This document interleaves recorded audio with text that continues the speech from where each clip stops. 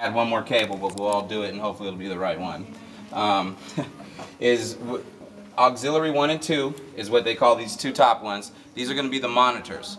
Okay, so auxiliary 1, we'll see what, we'll label it, which excuse me, which one it is.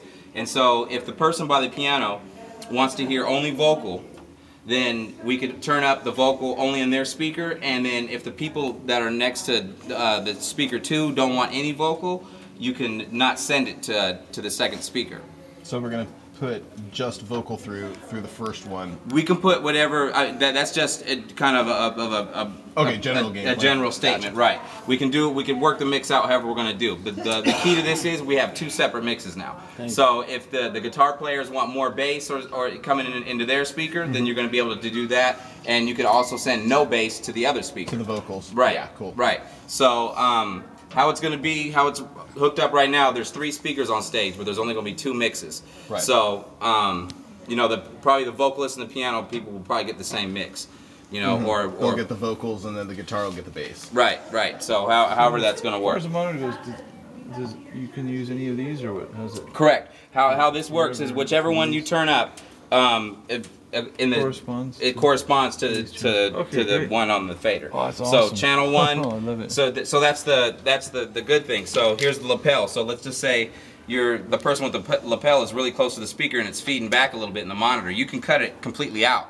if the monitor's feeding back or something like that, and if they can already hear themselves from a monitor that's a little further away. Okay. So now you'll be able to kind of control things a little better. Okay, now. So this is like monitor A and B or something like that? Right. And then, let's see.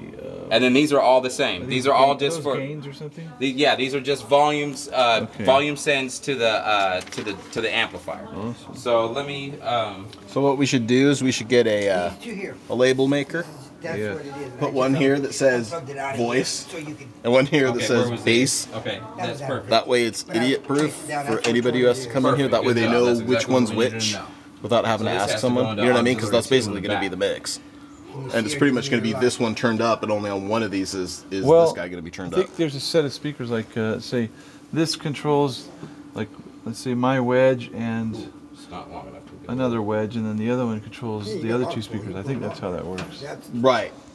So they're going to be like, the vocals are going to be sent through a couple of probably actually 3 of them, and then the bass will just be sent through one, is what I would think. No. Because the bass? What do you mean? Because the vocals you want the vocals you want for the piano, for the singers, and for the office, right? The only person who needs to listen to the bass really is this gentleman, which means he only needs 1 speaker, right? Not sure. So really only the bass. I'm playing the bass through an amp, so we don't run it through the house. You're not running it through the system, right? No. Right. I'm playing Okay. the bass So then that makes that a moot point. We can't separate it out unless you're run through the sound system. We use